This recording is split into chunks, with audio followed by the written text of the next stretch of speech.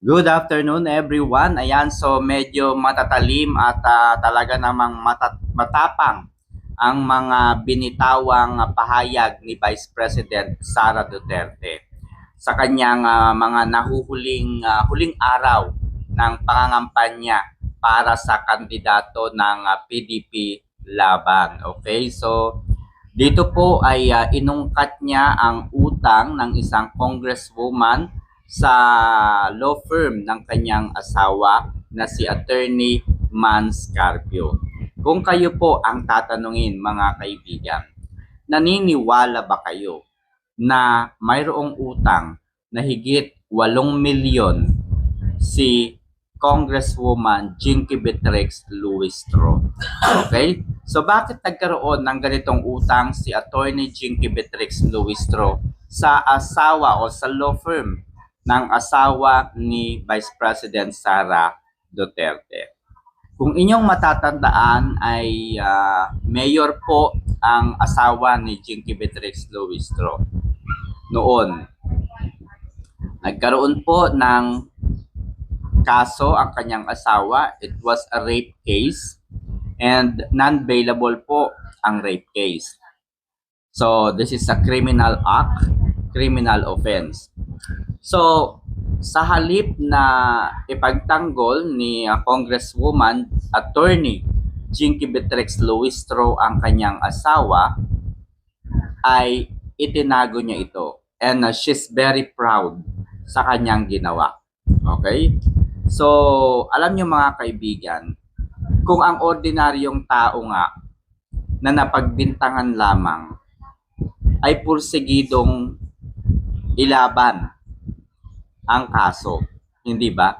Halimbawa ikaw, ordinaryong tao ka lamang, pinagbintangan ka sa isang pagkakasala na hindi mo naman ginawa o hindi ka naging bahagi ng isang krimen. Tapos isasama ka sa isang kaso. Ano po ang gagawin mo? Magtatago ka ba? Gayong alam mong peke, fabricated ang kasong isinampalaban sa'yo? O haharapin mo ito dahil confident ka na ikaw ay walang pagkakasala? Di ba? Kasi ako ganito mga kaibigan, more than 5 years ago, mayroong isang guro sa aming lugar dito sa Quiapo, Nueva Ecija. Kung ano-ano pong paninira, mga salitang hindi po katanggap-tanggap ang kanyang sinabi sa kanyang social media account. Tinawag kaming abnormal, tinawag akong paralitiko, tinawag akong pilay, pamilya ng mga baliw, at iba pa. No? So, ang ginawa ko, sinampahan ko ng kaso ang guro. To cut the story, dahil very confident po ako sa pagkakasala na ginawa ng guro, ipinagtanggol ko ang aking sarili kahit hindi kumuha ng abogadong magtatanggol sa akin. Yes, karapatan po natin na ipagtanggol ang ating sarili kahit wala pong abogado, kung alam po natin ang batas at kung paano natin ipagtatanggol ang ating karapatan. To cut the story, nanalo po ako sa kaso. Okay? So, yung kalaban ko pong guro ay nag-hire pa ng kanyang abogado. No? Nag-hire pa ng kanyang abogado na magtatanggol sa kanya. But at the end of the day, hindi po siya nagawang ipanalo ng kanyang abogado. Okay? So, kung kayo po ang tatanungin, no? Kung walang katotohanan na itinago niya ang kanyang asawa o kung walang katotohanan na fabricated yung kanyang yung kaso ng kanyang asawa, bakit niya itatago? Sige nga. Kung alam niyang fabricated yon, dapat ipinagtanggol niya, di ba? So, ito na nga mga kaibigan. Inireveal po ni Vice President Sara Duterte ang pagkakautang ng asawa, no, ni Attorney Jinky Beatrix Luistro sa law firm ng kanyang asawa. Hindi po basta-basta, hindi po maaaring magsalita sa publiko ang isang abogada ng walang katotohanan. No? Hindi po yan magsasalita ng walang katotohanan at walang pruweba. Mayroon mang naganap na hearing o wala, mayroon mang pleadings na nagawa o wala, kapag kinuha mo ang serbisyo ng isang abogado, ikaw ay pumasok na sa isang agreement o sa isang kontrata. Okay? So, yan ba ang isang uri ng kongresista na iboboto mo sa inyong barangay, sa inyong bayan ng 2nd District of Batangas? It's very obvious. It's very obvious, mga kaibigan. After pong mapirmahan ng Pangulo ang 2025 national budget, kitang-kita po natin na nagpamudmod ng iba't ibang uri ng ayuda si Jinky Beatrix Luistro. At ang sabi po niya, ang kanyang palusot, ginagawa ko po ito dahil nais kong matanggap ng aking mga kababayan ang mga benepisyo na dapat ay kanilang matanggap. Sabi pa nga po ni Jinky Beatrix Luistro, nasaan daw itong mga ayudang ito noong panahon po ng ama ni Vice President Sara Duterte na si Rodrigo Roa Duterte? Malamang wala. So ano po ang ibig sabihin ano po yung palusot ni Jinky Beatrix Luistro? Matagal na raw merong AIX, MAIP, TUPAD, AKAP, pero hindi raw napupunta sa taong bayan. Ngayon daw ay tinutupad lamang niya, binibigay lamang daw niya. Wala pong katotohanan. Sapagkat very obvious po, kung napanood po ninyo yung Senate hearing pa lamang, no, sa budget, nung pinag-uusapan pa lang, di ba, tapos na po sa Kongreso, sa Senate hearing po, pinag-usapan na po yung budget. Napansin po ni Senator Bongo, napansin na po ni Senadora Amy Marcos, ngayon lamang nila narinig yung AKAP. Di ba? Yung TUPAD. At iba pang mga ayuda. So paanong mangyayari na meron ng ayuda noon pa? Ngayon nga lang daw nila narinig. So ibig sabihin, binuo ang mga ayuda ngayong 2025 para bumili ng mga boto. And hindi po yan magtatagal. Bakit? Dahil tinuturuan ng administrasyong ito ang maraming Pilipino na maging tamad, hindi na maghanap ng trabaho. At kapag marami pong mga Pilipino ang walang trabaho, lalo pong maghihirap, babagsak ang ating ekonomiya dahil wala pong gustong maghanap ng trabaho.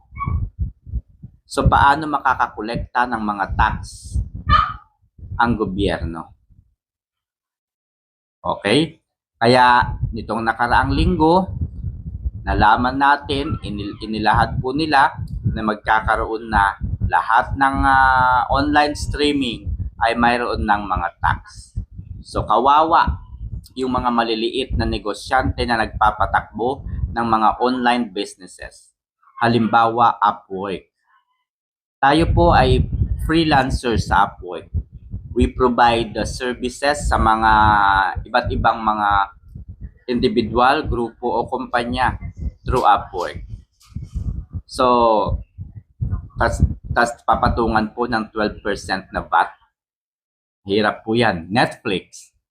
So, sa bagay, hindi naman ako nanonood ng online movies. So, yan, Netflix. Hindi naman ako nanonood.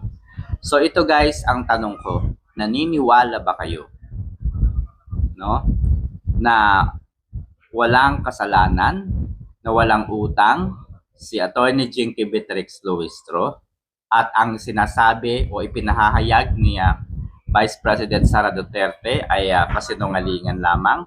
Panoorin po natin ang naging pahayag ni VP Sara. Yung tipong ng tao na nagkamali tayo na piniling representante ng ating distrito. Di po ba yung asawa ay may rape case?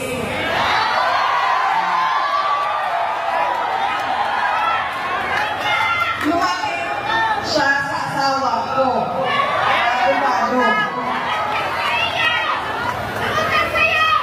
Kaya nga, naghahanap buhay, alam nyo, naghahanap buhay talaga sa amin yung asawa ko. Kasi dahil naghahanap buhay, o sige, pagkapit natin ito. O tapos na ang kaso. Magbayad ka na ng 8 million. Ilang beses, siningil ay hindi na bayad. Ganyan ang klase ng tao na mali natin na napili. Tinatakbuhan ang utang. Okay, alam mo, abogado din ako, dumaan din ako sa practice, hindi talaga nakakabayad lahat. Ang sasabihin niyan, oh, ito attorney, meron akong konti, ito na muna. Pag nagkapera ako sa susunod, magbibigay po ako. Oh, sa susunod na buwan, ito attorney, konti po. Ito lang po muna ngayon. Hindi talaga eh. Kunwari, walang nangyari. Tapos, nakikita ko, namimigay niya.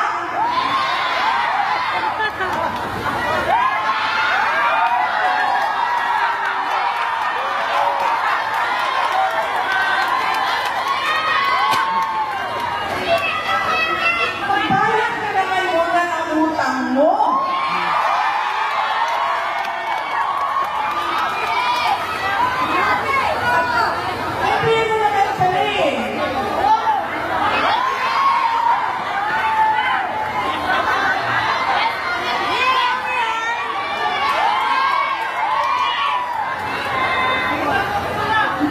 Ako ang ina, ako ang pari. Ako ang pari.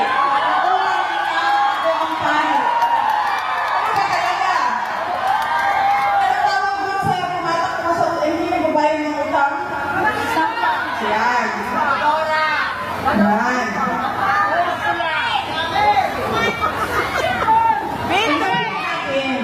Nagkakali tayo ng pili ng presidente, nakakali din tayo ng pili. Hindi natin natingnan yung kalakas eh.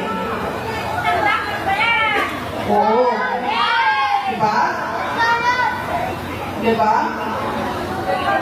Ganyan ang klase ng pagkakamali namin. Kaya, ngayong darating na Lunes, meron tayong pagkakataon na itama ang mali. At yun ay ang pagpili kay Congressman Rani Abu. Nagbalik natin sa Kongreso na 9 years. Napakaganda ang track record naging deputy speaker. At sabi ko nga, pwede maging speaker, di ba? Bakit hindi? Diba? Ihahatid natin lahat doon sa Kongreso, buong Pilipinas. Hatid natin, ito po ang aming piniling speaker. Kami po ang taong bayan.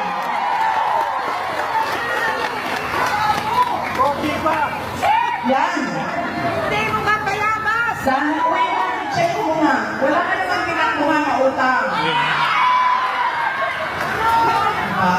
Hindi pala sumba.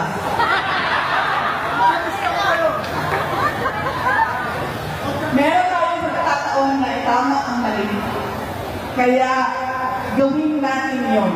Hindi lang yung pagpili sa representante natin, kaya yung tatlong sinabi ko una na paulit-ulit natin na pagkakamali bilang mga botante kada eleksyon. Bakit pa?